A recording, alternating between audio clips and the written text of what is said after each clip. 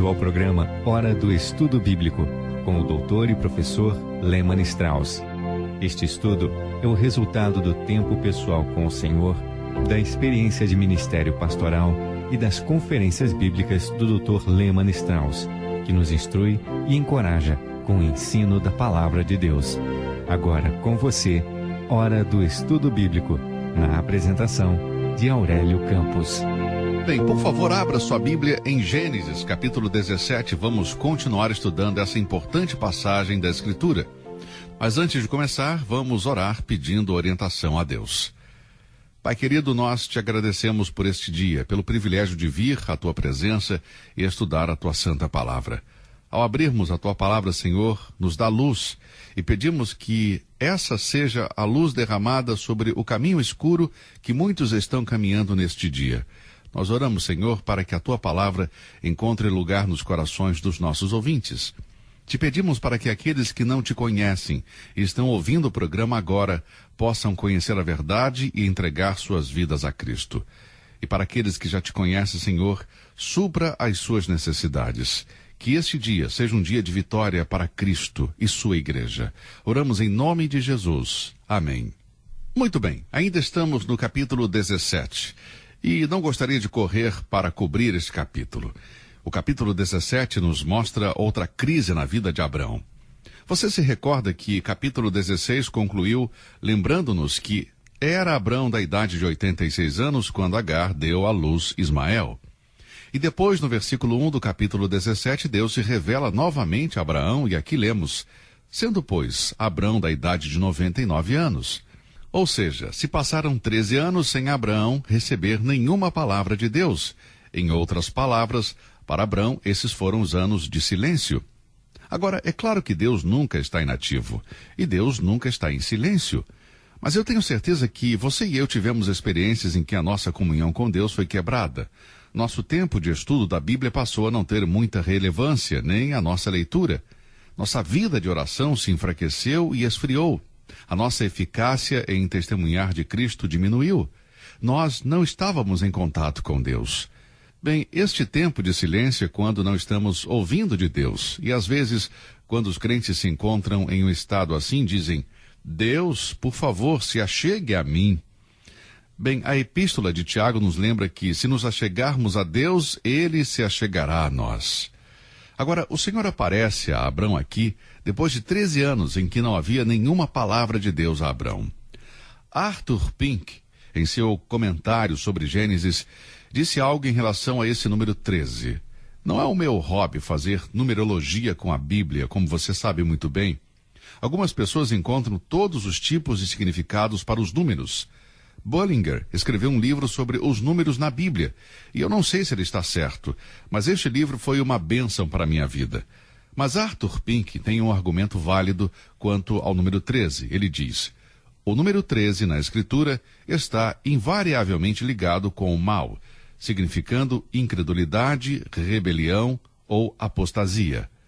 E depois mostra que a primeira vez que o número 13 aparece na Bíblia é aqui em Gênesis, capítulo 14, versículo 4, onde lemos: 12 anos haviam servido a Quedorlaomer, mas ao 13º ano rebelaram-se.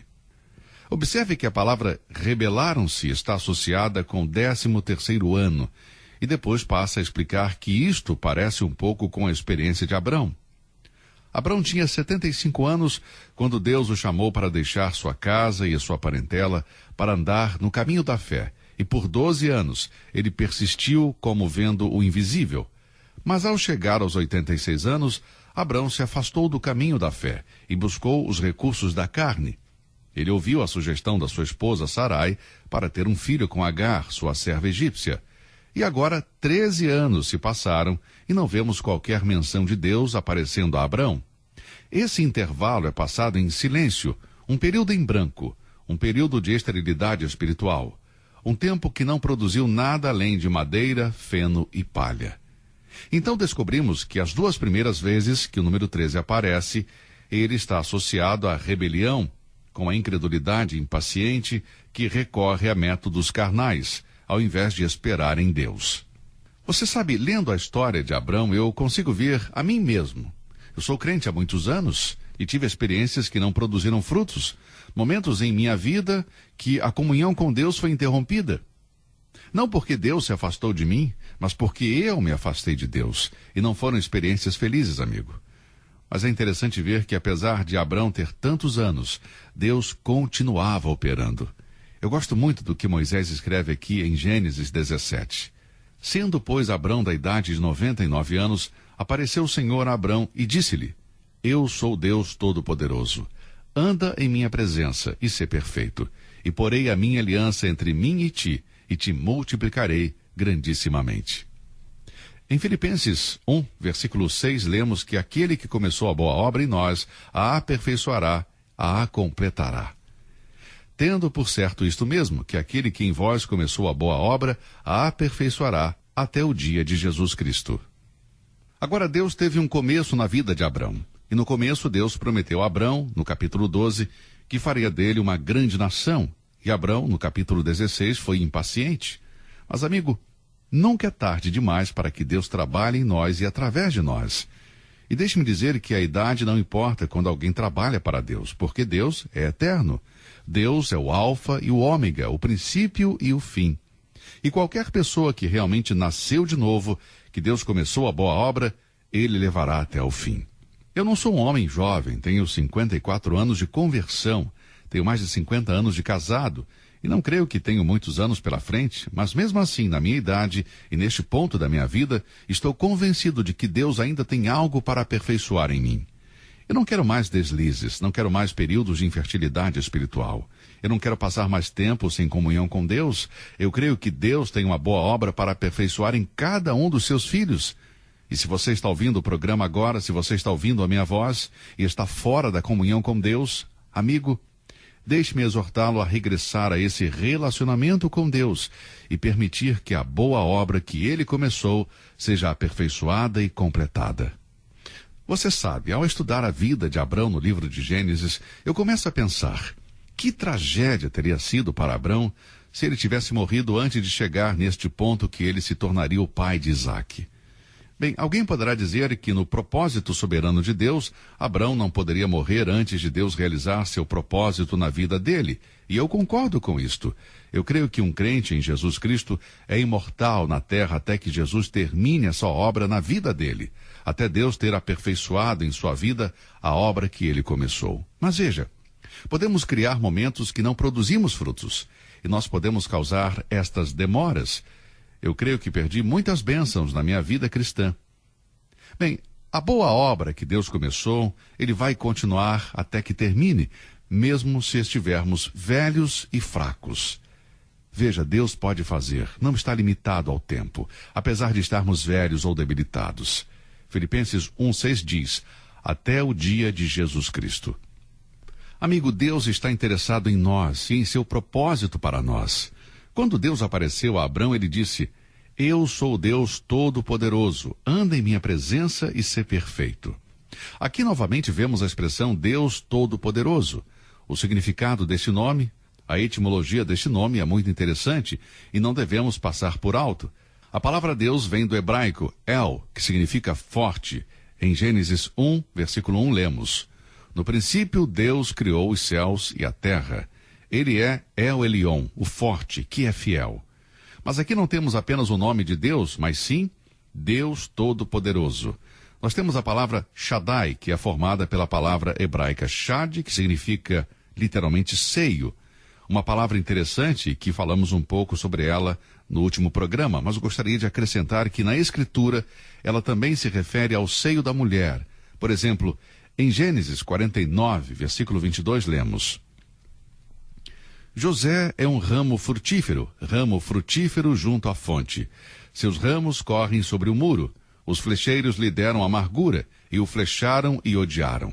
O seu arco, porém, susteve-se no forte, e os braços de suas mãos foram fortalecidos pelas mãos do valente de Jacó, de onde é o pastor e a pedra de Israel, pelo Deus de teu pai, o qual te ajudará. Agora ouça com atenção o versículo 25. E pelo Todo-Poderoso, o qual te abençoará com bênçãos dos altos céus, com bênçãos do abismo que está embaixo, com bênçãos dos seios e da madre. Você ouviu? Bênçãos dos seios e da madre, do ventre. E a palavra Todo-Poderoso no versículo 25, você também ouviu? Bem, esta palavra vem da palavra hebraica Shad. Aqui vemos a importância do nome em Gênesis 49. Deus é chamado de El Shaddai. E por quê? Porque ele é o doador da força, porque ele é quem alimenta. É ele que supre a necessidade do crente. Veja, Abrão não esperou no El Shaddai, mas se adiantou a ele, e ele perdeu algo. E Deus está dizendo a Abrão, eu poderia ter suprido todo o tempo o que eu prometi, mas você não me esperou. Portanto, este novo nome é uma revelação de Deus, é uma nova revelação a Abrão. Abrão nunca conheceu Deus como El Shaddai, o Deus Todo-Poderoso. No Salmo 22, versículo 9 diz, mas tu és o que me tiraste do ventre, fizeste-me confiar estando aos seios de minha mãe. Veja, uma mãe que alimenta seu filho, que o satisfaz, que o fortalece, isso é tudo que Deus é para os seus filhos. Portanto, ele se revela a Abrão de uma maneira diferente. Abrão não conhecia este nome de Deus. Agora Deus diz a Abrão aqui no capítulo 17, versículo 1, anda em minha presença e ser perfeito. Anda em minha presença e ser perfeito. Deixe-me dizer, Deus nunca exige algo de nós que ele já não tenha provido. Mas ele nos pede para obedecer. Como eu disse antes, há 54 anos que eu sou crente, e Deus nunca me exigiu nada sem ter suprido a força e a capacidade para fazer. Todos os pedidos de Deus são dados e vêm com um coração amoroso, e Deus se importa com o nosso bem-estar espiritual. Então, quando ele diz para Abrão, anda na minha presença e ser perfeito, não está exigindo de Abrão algo irracional. Veja, o crente só precisa usar os recursos que Deus coloca à nossa disposição. Precisamos, amigo, aprender isso. Você se lembra quando Moisés bateu na rocha e dessa rocha saiu água doce e refrescante? Bem, este é um tipo de água refrescante. Deus se revelou a Abrão e Abrão, neste momento, compreende claramente o tipo de Deus com quem ele está tratando. Deus está dizendo a Abrão, Abrão, você não está lidando com um Deus de lata, você não está lidando com um Deus feito por mãos humanas. Eu não sou uma invenção da sua imaginação. Eu sou o Deus Todo-Poderoso. Eu sou o Deus que é suficiente. Eu sou o Deus que satisfaz, fortalece e alimenta. Por que não esperaste por mim? Por que tiveste um bebê com Agar? Você percebe? É perfeitamente lógico para Deus ordenar seus filhos a andar desta forma. O caminhar de Abrão com Deus deve ser perfeito. Não perfeito sem pecado, não é isto que esta palavra significa. A palavra perfeito aqui significa ser sincero. Não perfeito, sem pecado. Agora, podem me culpar por algo que eu não sou culpado ou responsável? Eu posso ser culpado e ainda assim ser inocente? Em outras palavras, Deus está dizendo a Abrão, Abrão, tenha certeza de que você está me obedecendo. E isto é o que Deus pede. Você nunca me conhece como Deus que é suficiente. Agora eu me revelei a você e disse quem eu sou e como eu sou. Observe que no versículo 2 Deus diz, e porei a minha aliança entre mim e te multiplicarei grandissimamente. Veja, Deus é o Deus Todo-Poderoso. E todas as bênçãos começam com Deus. E esta, a propósito, é uma bênção incondicional. É uma aliança incondicional. Deus disse, e porei a minha aliança entre mim e te multiplicarei grandissimamente. O homem não tem nada a oferecer a Deus. Eu nunca tive nada para dar a Deus, mas eu posso agradar a Deus, posso satisfazer o seu coração obedecendo-o. E a certeza da nossa salvação e a certeza que vem de Deus é a sua promessa. E o que Deus promete, ele vai realizar. E quando ele diz que vai fazer algo, nós podemos contar como feito. Veja, a aliança de Deus através da Escritura é chamada de aliança eterna. Observe o versículo 8. E te darei a ti e a tua descendência depois de ti a terra de tuas peregrinações, toda a terra de Canaã, em perpétua possessão. Sublinha aí a palavra perpétua. É algo que é para sempre, eterno. Vemos isso novamente no versículo 13. Como efeito será circuncidado o nascido em tua casa, e o comprado por teu dinheiro, e estará a minha aliança na vossa carne por aliança perpétua. Isso não é algo temporário, mas permanente, perpétuo. Em Hebreus capítulo 13, versículo 20, encontramos o mesmo pensamento. Agora, ouça com atenção esta bênção.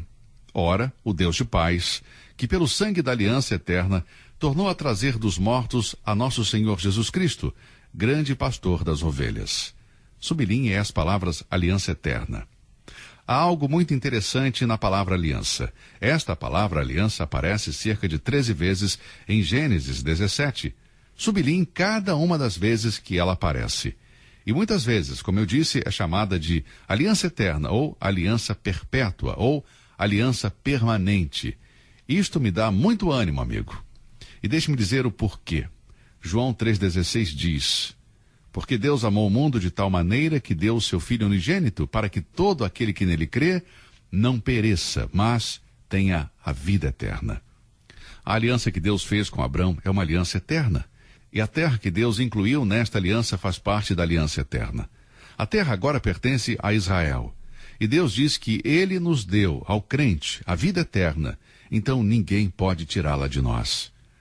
Eu nunca conheci alguém que é salvo e tenha perdido a sua salvação. Eu nunca. Eu já conheci pessoas que afirmam conhecer alguém que perdeu a salvação.